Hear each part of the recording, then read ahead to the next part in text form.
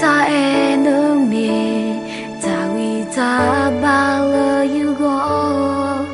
nợ ba phô yêu ta vì đó nợ mà mu thọ yêu ta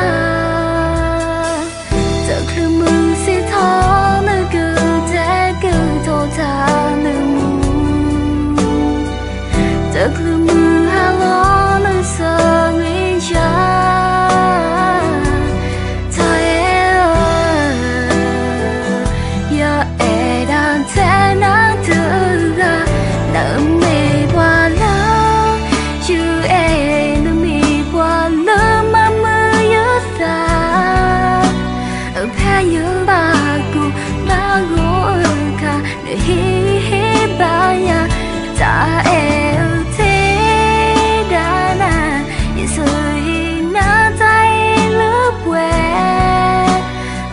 khổ mi lo bỏ khổ mi alo cơ eterna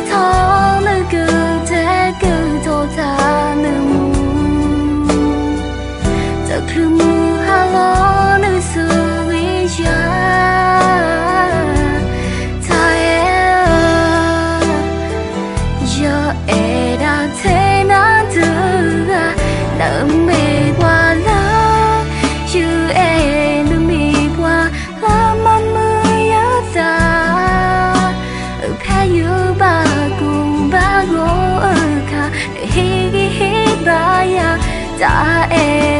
thế đã na sự na tay lớp quê mu khô mi lo bỏ khô mi hàng ngô